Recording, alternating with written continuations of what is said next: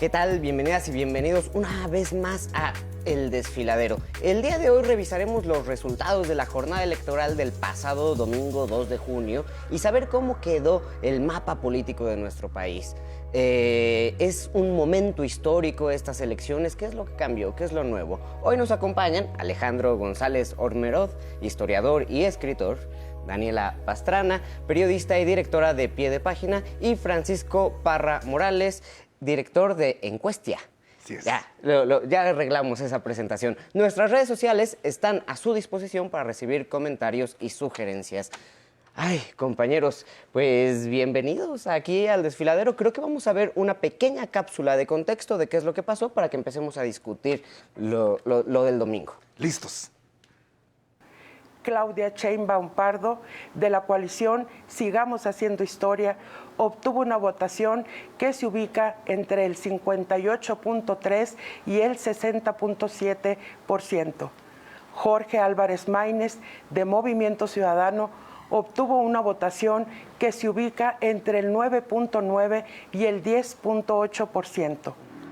Berta Xóchitl Gálvez Ruiz, de la coalición Fuerza y Corazón por México, obtuvo una votación que se ubica entre el 26.6% y el 28.6%. De esta manera, es como la titular del INE, Guadalupe Tadei, daba a conocer los resultados del conteo rápido, anunciando una ventaja indiscutible para Claudia Sheinbaum Pardo. Hoy, sin duda alguna, todas, todos y todes hemos hecho historia. Hoy, nuestro país decide que Claudia Sheinbaum Pardo será la primera mujer en ser electa para ocupar la presidencia de la República. Teniendo esto en cuenta, la abanderada de la coalición Sigamos Haciendo Historia pronunció su primer mensaje de triunfo a las y los mexicanos. Es el reconocimiento del pueblo de México a nuestra historia, a los resultados, a la convicción y a la voluntad, pero sobre todo es el reconocimiento del pueblo de México a nuestro proyecto de nación. Agradezco también porque por primera vez en 200 años de la República me convertiré en la primera mujer presidenta de México.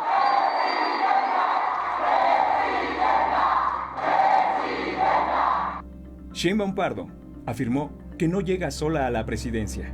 Lo hace, dijo, con miles de mujeres, madres, hermanas, abuelas, hijas, que forman parte del desarrollo del país. Posteriormente, el Zócalo de la Ciudad de México latió al ritmo de miles de mexicanas y mexicanos que respondieron al llamado de Claudia Sheinbaum, la celebración de la victoria.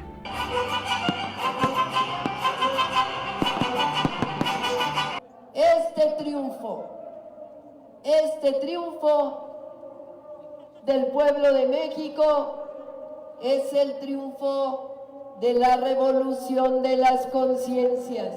Recordemos que este fue el mismo lugar en que Sheinbaum Pardo inició su carrera por la presidencia y ahora la exjefa de gobierno de la Ciudad de México hará historia al convertirse en la primera mujer en dirigir los destinos del país y desde la izquierda. Me comprometo a que no les voy a defraudar. Hoy hemos hecho posible el pueblo de México, la continuidad y el avance de la Cuarta Transformación. Y también que por primera vez en 200 años, las mujeres lleguemos a la presidencia de la República. Puntualizó que su gobierno mantendrá como eje central el bienestar de los que menos tienen. Vamos a gobernar para todas y para todos, pero como dice el principio humanista de nuestro movimiento, por el bien de todos, primero los pobres. Asimismo, reconoció el legado de Andrés Manuel López Obrador, que ha dejado huella en México. Tengo claro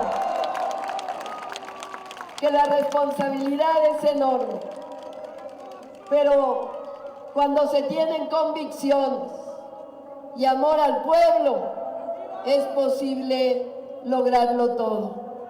Gracias hoy al pueblo de México. Este es tu triunfo. Este 2 de junio, nuevamente hicimos historia. El Desfiladero, 11 Noticias Digital. Histórico, con convicción, con amor al pueblo, en fin, eso es lo que sucedió el domingo, lo que vimos el domingo, pero no sé, Dani, ¿qué lectura, qué significado le podemos dar o le has encontrado en estos días ya que han pasado a este triunfo de Claudia Sheinbaum que ya estaba, digamos, muy anunciado, aunque no sé si lo habíamos aceptado de qué tamaño, ¿no? En parte porque creo que nos echaron mucho ese relato de que no iba a ser tan grande y fue muy grande. Sí, fue muy grande y creo que está marcado por dos cosas. Una participación desbordada que a lo mejor no se ve en las cifras porque vas a decir, no, fue el 60% y no el 63%, pero es porque en realidad es que el Instituto Electoral no tuvo la capacidad de generar las herramientas para que toda la gente que quisiera votar, votara. Hubo mucha gente que se quedó fuera de la votación en Estados Unidos, en los consulados y en las casillas especiales, como cada 6 años, un tema que no se termina de resolver.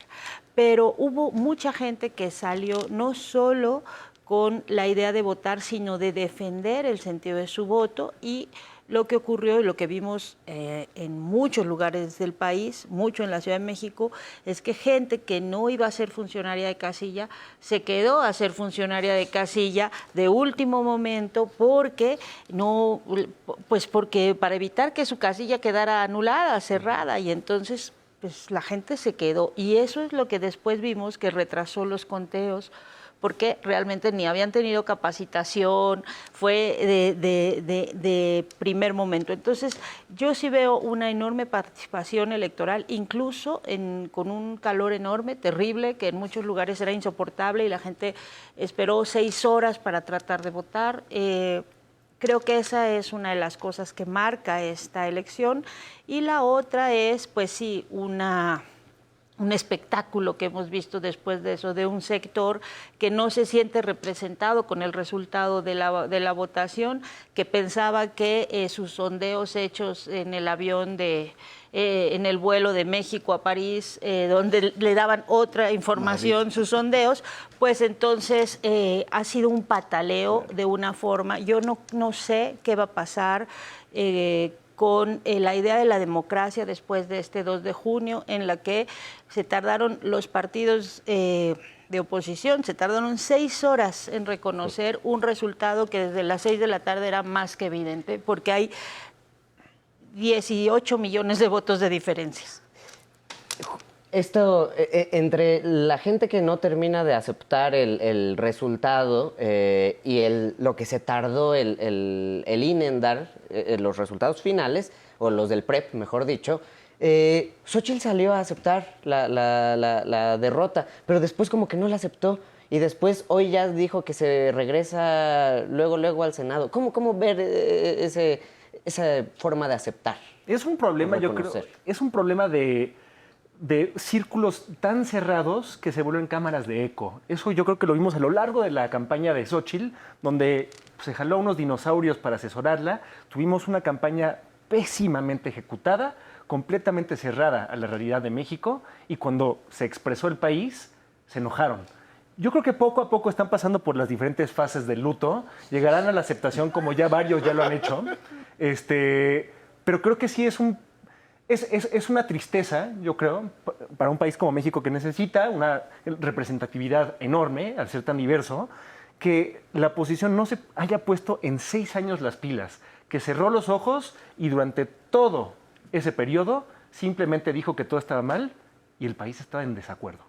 ¿Y siguen cerrando los ojos ante el resultado? Parece que sí, eso es lo que a mí más me preocupa, que deberíamos ya tener un proceso de verdadera reflexión desde la oposición. Yo creo que, por ejemplo, MC lo ha hecho. A mí se me hace súper interesante cómo MC se dio cuenta desde muy temprano que la campaña no puede ser en contra del presidente porque es muy popular el presidente. Entonces, ¿cómo manejas esa línea de ser oposición pero estar a favor del presidente? Lo hicieron más o menos, pero salieron medio ganadores dentro de las posibilidades de MC. Entonces, ahí, por ejemplo, hay una avenida, pero yo creo que tienen que echarle muchas más ganas a su reflexión interna. ¿Qué ofrecen al país? Ahí, ¿qué significa la oposición? Va a ser interesante, sobre todo porque en el Congreso, en la Cámara de Senadores y los diputados, también arrasó Morena. ¿Cómo quedó eso y qué significa? ¿Sí es el autoritarismo el que viene ya? No, pues el que vea después de una elección con esta participación y competencia un autoritarismo, no sé qué está viendo. Número uno. Dos, hay que decirlo, el plan C salió. El plan C se logró. Creo que ese era desde hace varios meses el verdadero objetivo de la campaña. Así como en 2018 el presidente hubo un momento, bueno, el entonces candidato López Obrador, la narrativa fue defensa del voto. ¿No? Entonces ya se vuelve el ganador y solamente se enfoca en la defensa del voto, ¿no? Acá fue, vamos a pasar al plan C, ¿no? La definición de ir con los partidos de la coalición de forma separada, al parecer le funcionó en varios casos, metiendo la primera minoría y el verde. Hoy la bancada en el Senado va a traer alrededor de 14 senadores, una locura, o sea, una locura. Hablando de eso, nos seguimos con los partidos. Creo que vale la pena preguntarnos qué van a representar todos los partidos en los siguientes 6 años. ¿Qué representa el verde con 14 senadores? ¿Tiene una identidad política, ideológica, de gobierno, de empresa? No lo sé. Es el caso del verde. En el caso de MC, ya Alex apuntaba muy bien, que encontraron muy bien cómo hablarle. Creo que el trabajo que ha hecho el equipo de comunicación de la agencia EUSEM particularmente, son los que controlan esa parte. Ha sido fantástico, ¿no? Hicieron muy buenas campañas, saben entender las pulsiones, se arriesgan a dar esos mensajes, ¿no? Entonces ahí la verdad es que fue muy importante que sí lograron ese doble dígito, de lo cual se habla un montón. Tienen una posición interesante en la Cámara.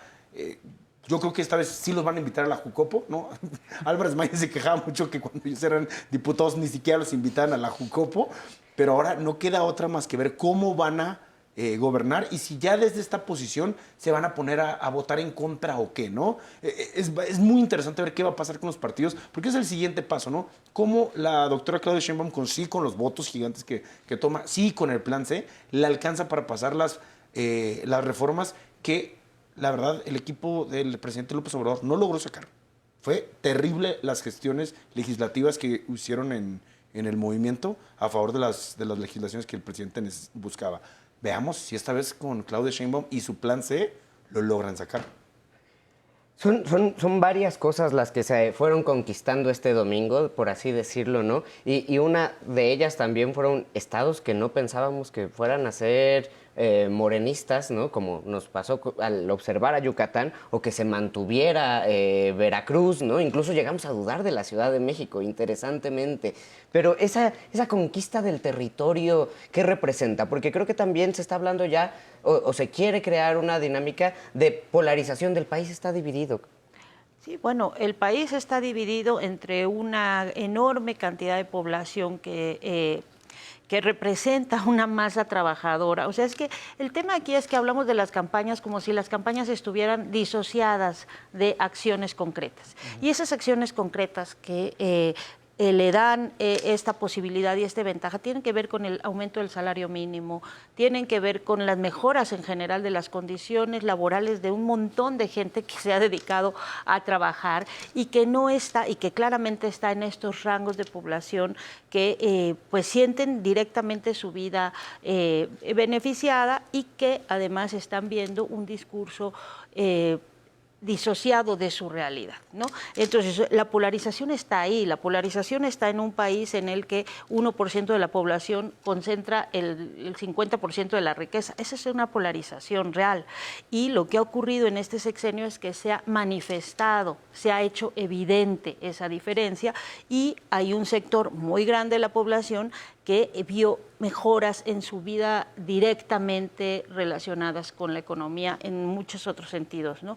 Entonces yo creo que ahí está una buena parte de lo que genera este efecto, que a mí no me sorprendió tanto, ya lo había dicho incluso hace una semana, porque se percibía muy parecido a lo que ocurrió en 2018 con López Obrador y en 2000 con Fox. Esta ola que de pronto dices está creciendo y va a jalar a las demás, va a jalar a las gubernaturas, va a jalar a los diputados, va a jalar a las alcaldías, porque pues porque ya está como esa ola echada a andar y ya es muy difícil que a 2 semanas se pueda detener, a menos que hubiera pasado algo trágico que no ocurrió.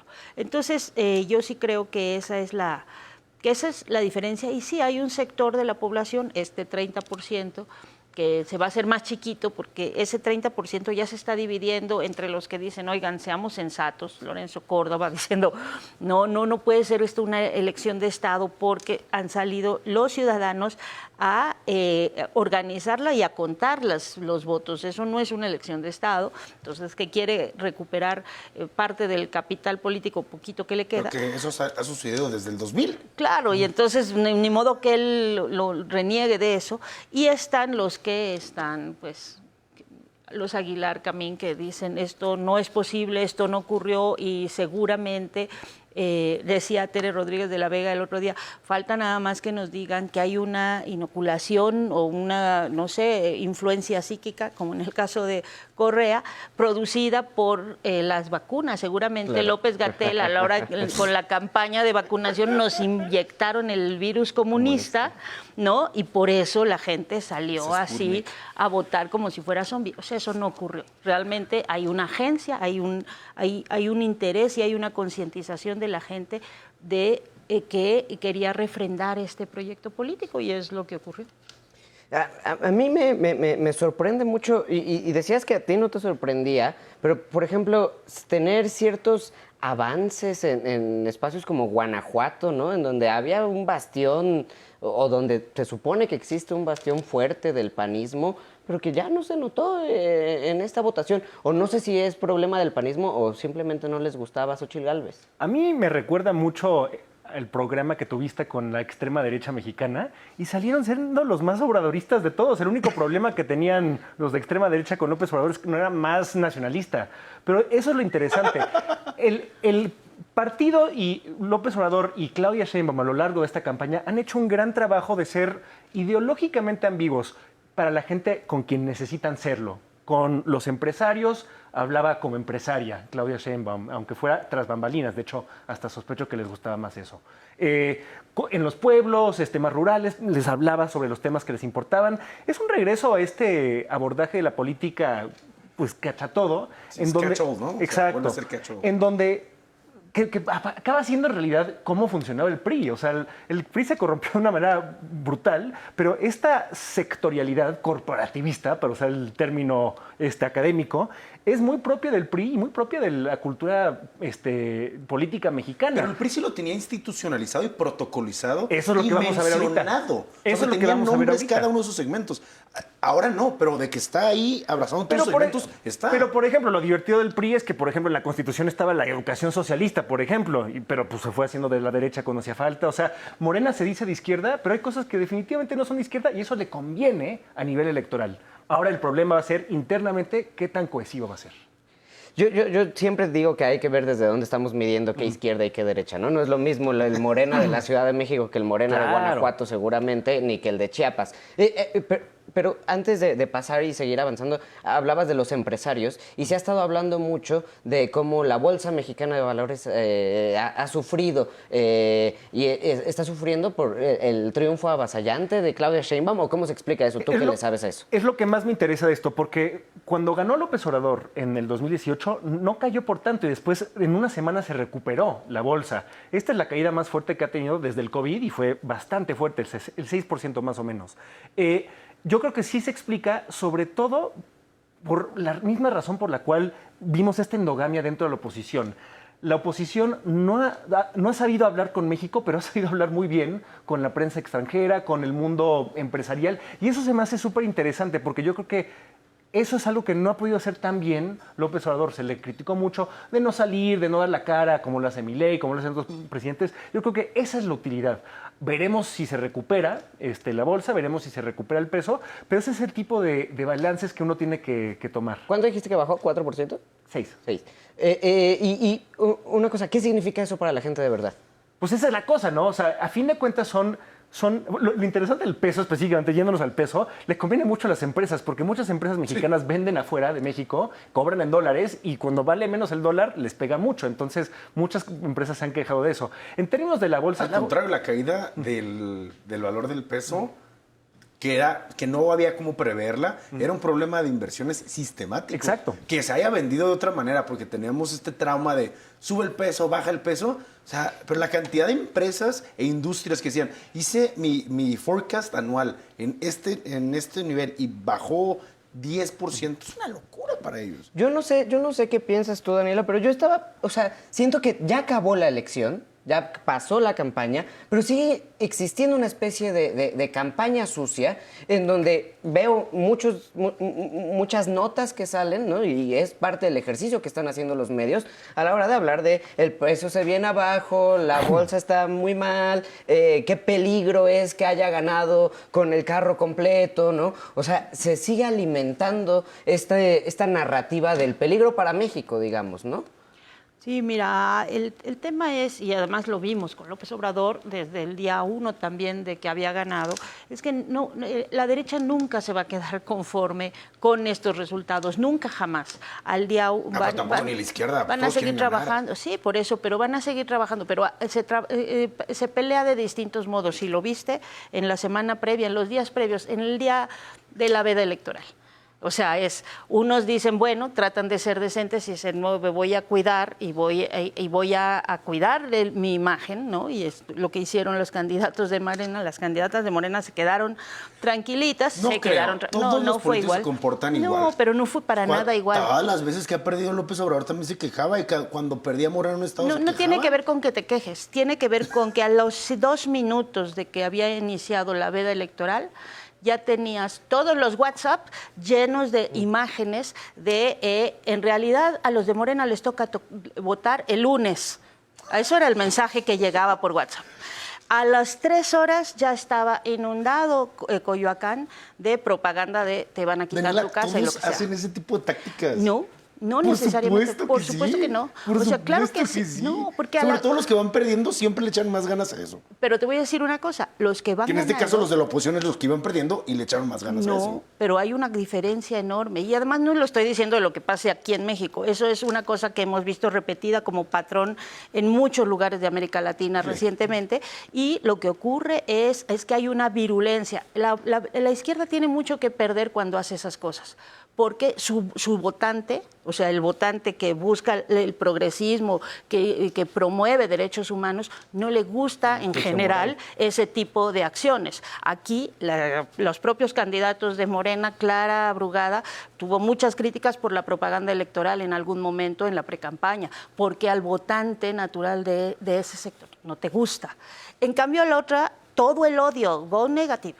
Duro y dale, y les encanta. Entonces, no les pesa. Me temo que coincido con Panch, porque a Morena no le hacía falta hacer campaña después de la veda, porque la táctica de Morena a lo largo de la campaña, sin duda fue mantener prácticamente un silencio, porque iban tan adelante. La ventaja. Vemos las tácticas sucias desde mucho antes con la campaña que empezó meses antes. Y eso es como el equivalente, yo creo, del otro lado de la veda. Vemos una campaña ilegal durante mucho tiempo cuando no era tan claro. Pero yo creo que no. Yo les voy a decir dos cosas a los, porque yo he cubierto como 6 campañas presidenciales.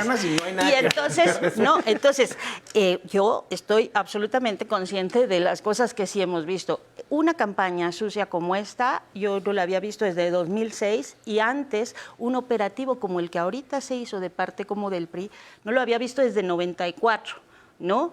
Y generalmente lo aplicaba el que iba en el gobierno para mantener el poder, no desde la oposición una campaña de este nivel, ¿no? Siempre se había aplicado desde los que tenían el poder, no de la oposición, que es una cosa que yo no había visto en muchísimos años en una elección nacional. Y mira que sí me las he chutado. Y es que no es solamente la cuestión de la veda, sino la campaña del miedo, la campaña del desprestigio y de un miedo que nos regresa a los videos en donde salía Chávez en la elección del 2006. Pero no funcionaron. Tengo que ir a un sondeo no le funcionara es ahora otra cosa. a escuchar qué es lo que dice la gente que nos sigue en el desfiladero, que eso es lo más importante. Digo, a ustedes los quiero mucho y son muy inteligentes, pero me gusta mucho saber qué piensa la gente. Vamos a verlo. ¿Qué onda, Ezra y todos nuestros amigos del auditorio? Pues oigan, yo me salí a la calle a preguntar a la gente si salió a votar y qué le pediría a nuestra virtual candidata ganadora, que es Claudia Sheinbaum. Así que vamos a ver qué le escribiría a la gente. Señora Marta, dígame que salió a votar. ¿Salió a votar? Sí, claro. Oiga, y si usted pudiera escribirle algo a Claudia Sheinbaum, aquí traemos nuestro papelito y nuestra tómbola mágica. ¿Qué le escribiría? ¿Lo puede escribir algo? Aquí le voy a dejar la pluma. Y el papelito. Lo que usted quiera. Oigan, ya ahora nos vinimos con Mabel. Mabel, ¿cómo estás? Hola. Hola, mucho gusto. Bien. Oye, imagínate que Claudia Sheinbaum va a leer los papelitos que tenemos aquí. ¿Tú qué le escribirías o tú qué le pedirías? Mira, aquí te dejo la pluma y el papel. Y ahora sí que date. Oigan, y yo no me pude quedar con las ganas, iba pasando por esta tiendita y me encontré a Carolina, que también nos va a ayudar a responder. Caro, dime por favor, ¿saliste a votar? Claro que sí. Oye, y si pudieras escribirle a Claudia en este papelito lo que tú quisieras o lo que esperas de ella, ¿qué le escribirías?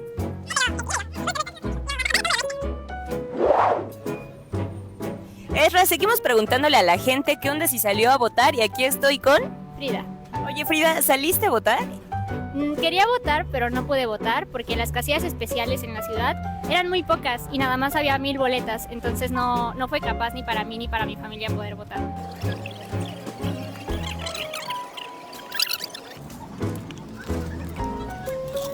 Mi Ezra, pues nosotros ya casi acabamos y estamos aquí con... Roberto. ¿Y con? Fernanda. Oigan, ustedes, la neta, ¿salieron a votar? ¿Sí? Oigan, y si pudieran escribirle lo que quisieran al futuro gobierno, ¿qué le escribirían acá de este lado? Se va a ir a la tómbola mágica.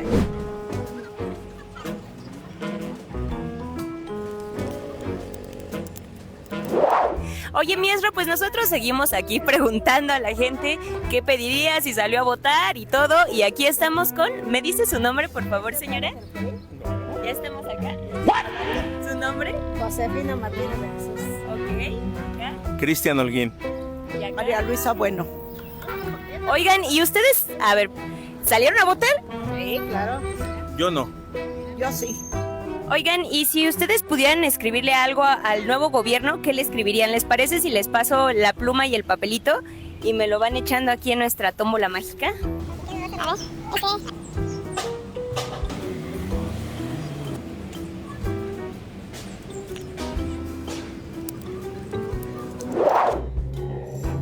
Oigan, y ahora nos vinimos aquí con nuestros amigos. Luis Sánchez. ¿Y con? Alejandro Cázares. ¿Y usted por qué salió a votar? Porque es nuestro derecho igual, como ciudadanos, participar en todas las acciones de nuestro gobierno. Oigan, y si ustedes pudieran escribirle aquí, imagínense que estos papelitos los va a leer Sheinbaum, ¿qué le escribirían a la presidenta, a la futura presidenta de México? A ver, mire, se lo dejo para que lo escriba y eche su papelito.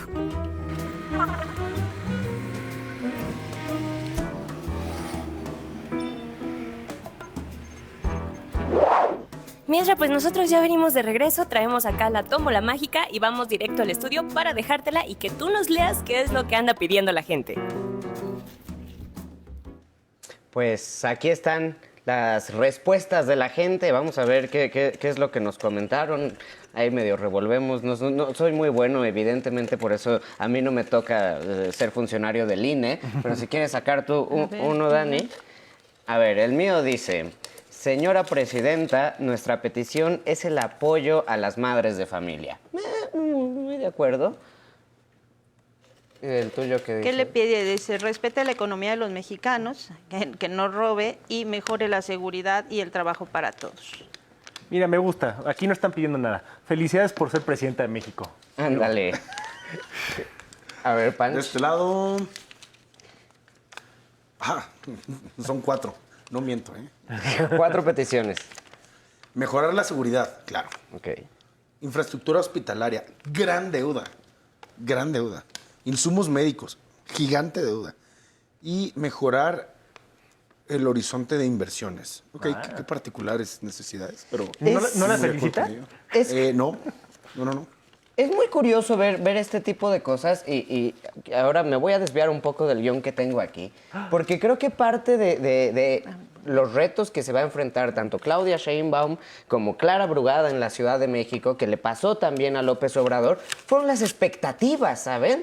En un inicio dijimos, llega López Obrador y con eso ya ganamos y todo va a ser mejor.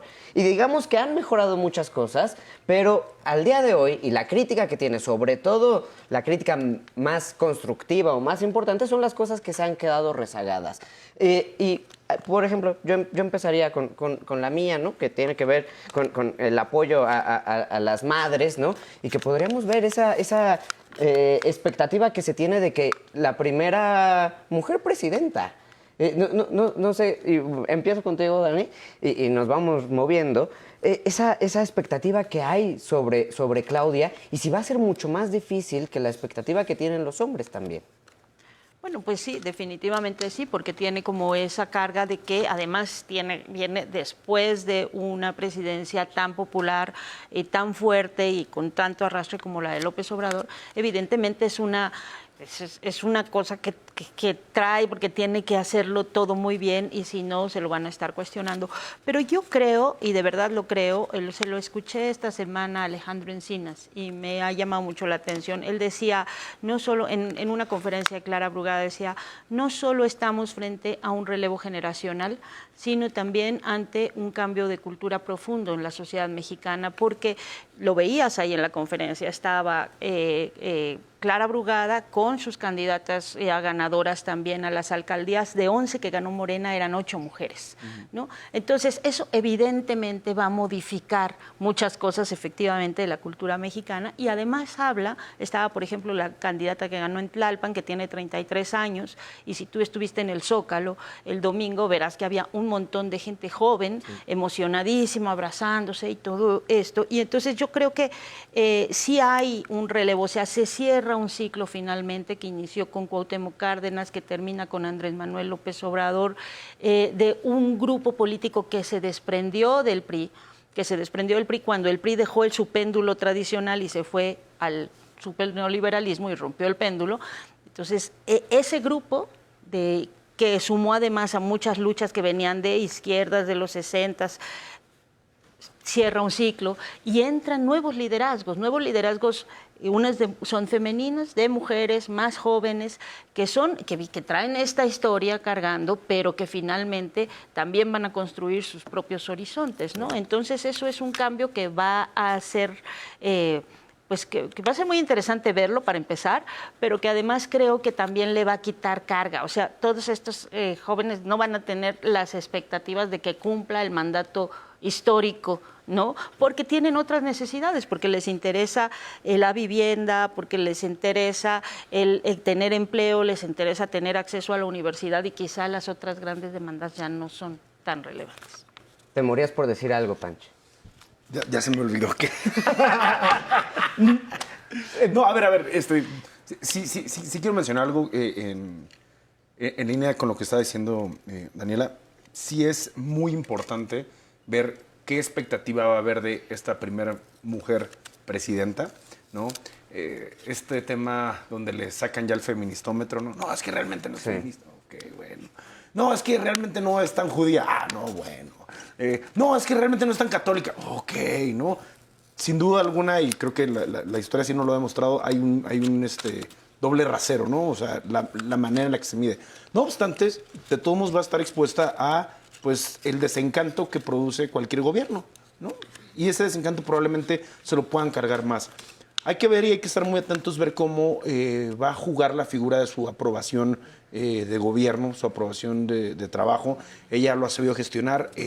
Me interesa a mí mucho personalmente ver no solamente los planes estratégicos que tiene, que sin duda alguna va a tener un equipo pues bastante capaz, y me atrevo a decir más capaz que el que tuvo el presidente, porque quedó evidenciado durante estos 6 años que hubo mucho funcionario de mediocre para abajo, empezando por la Fiscalía, que no ganó ningún caso importante, hasta el censo del bienestar, ¿cuánto se tardaron? O sea, de que hubo problemas en el gobierno, los hubo.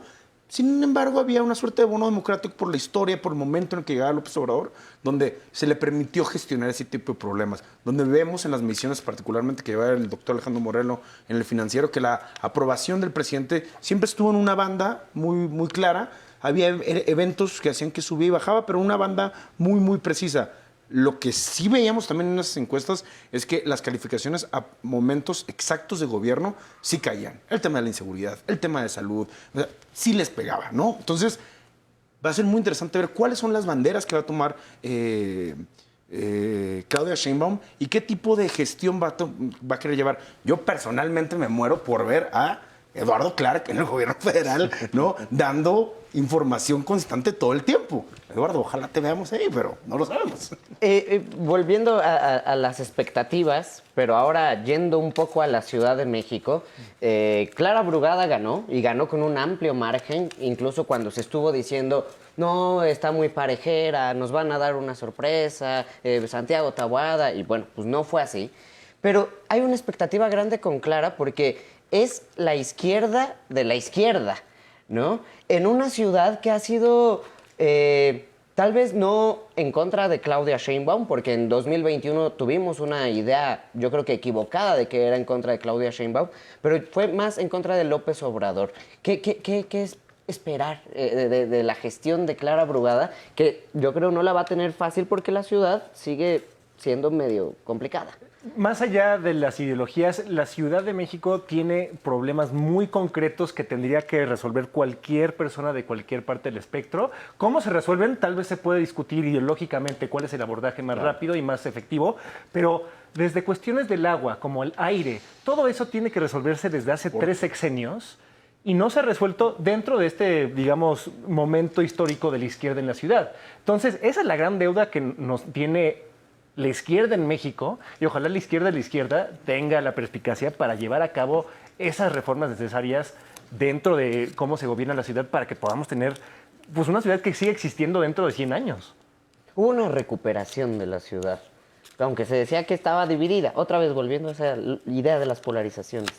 Pues recuperación, ¿por quién? O sea, a mí me gusta mucho ver cómo no podemos dar nada por sentado. Creo que la alcaldía Cuauhtémoc nos da esa lección, ¿no? Cómo feudos muy establecidos también pueden perder porque la gente se harta, la gente no se deja engañar por la marca necesariamente. Conocen a la gente que elige y no se va a dejar llevar pues tanto tiempo. Quisiera aclarar algo sobre Morena y la Ciudad de México. Hay que reconocerlo, hay que decirlo. La verdad es que desde que nombran a Clara Brugada como candidata a jefa de gobierno, pues la traía un poco a la baja, porque la conversación también era, no, es que era Harfuch, es que Harfuch estaba mejor posicionado, cosa que es cierta. Y desde entonces, de verdad que sí hay un repunte muy fuerte, sobre todo hay un cierre importante. El trabajo que ha hecho Morena Ciudad de México, creo que hay que reconocerlo desde el análisis, que vimos los números cómo iban moviéndose, vimos cómo cierran muy bien su comunicación al final. Por ejemplo, a mí me quedó muy claro el día que Clara Brugada hace el anuncio de la credencial, la licencia permanente, ¿no? O sea, guiño a López Obrador, guiño a los que usan carro, ¿no? ¿Y quiénes son esos? Los que votan por Taboada, ¿no? Es muy interesante ver cómo pues, las campañas importan, ¿no? Sí, tenemos el resultado final, pero en el Inter, lo decías muy bien, oye, pues de repente es como que se esperaba una elección más cerrada, sí, en efecto, pero creo que también fue fruto del buen trabajo que se hizo por la parte de la campaña. Yo no estoy tan de acuerdo, porque yo al contrario, yo creo que la campaña, sobre todo en la Ciudad de México, tuvo muchas deficiencias.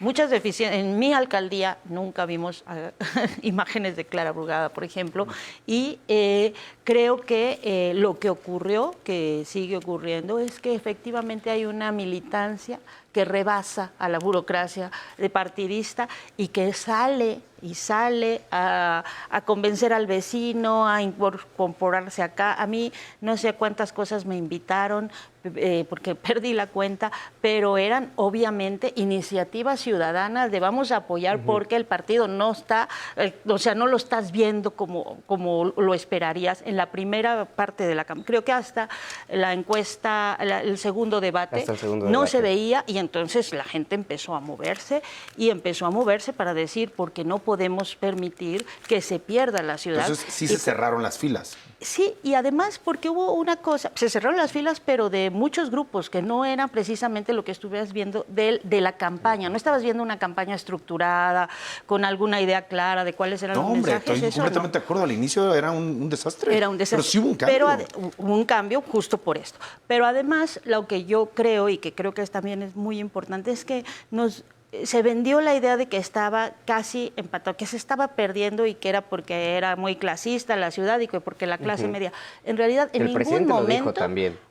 Porque se fue cerrando, pero en ningún momento fue menos del 5%. No, o sea, nunca hubo tal empate técnico. Lo más cercano que llegaron a estar era 5%, que luego pues ya se distanció. Pero con 5% con los márgenes estadísticos es un empate técnico.